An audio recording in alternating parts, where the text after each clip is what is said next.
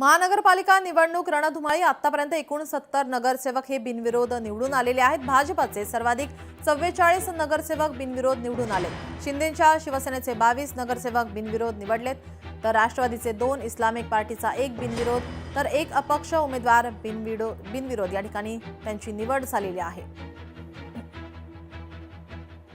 बिनविरोध निवडणुकांचा सविस्तर अहवाल द्या असं आता निवडणूक आयोगाने सांगितलेलं आहे। निवडणूक आयोगाने राज्यातील जिल्हाधिकाऱ्यांना आदेश दिलेले आहेत। उमेदवारांनी माघार घेतली तेव्हा त्यांच्यावर दबाव होता का?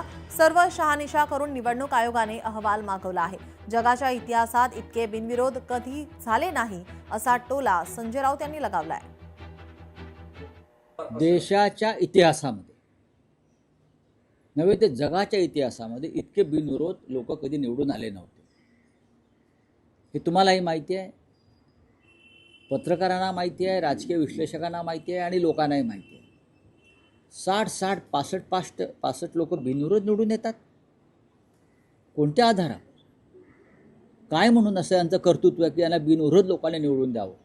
आणि या महाराष्ट्रामध्ये हा जो नवीन ट्रेंड सुरू झाला बिनविरोध निवडून आणण्याचा, साम दाम दंडभेद, जबरदस्तीनं समोरच्या उमेदवारांना माघार घ्यायला लावायची, त्यासाठी निवडणूक यंत्रणा वापरायची, नाहीतर समोरच्या उमेदवारांवरती पैशाचा पाऊस पाडायचा। 5-5 कोटी 10-10 कोटी रुपये दिले ज्या बिनविरोध होण्यासाठी आणि उमेदवारांना माघार घेण्यासाठी। खुशाल चौकशी केली पाहिजे, आमची मागणी आहे याबद्दल चौकशी केली पाहिजे। मला 100% माहिती आहे जे काही अनौपचारिक आमचे उमेदवार निवडून आलेले आहेत, जवळपास 45 उमेदवार निवडून आले आहेत। एकनाथजीचे आले आहेत, राष्ट्रवादीचे आहेत, अपक्ष वगैरे आहेत।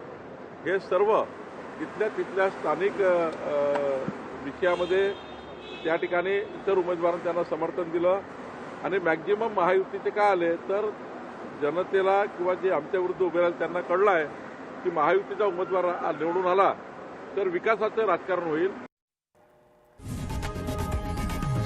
लोकशाही मराठी ऐका, पहा, जागरूक रहा।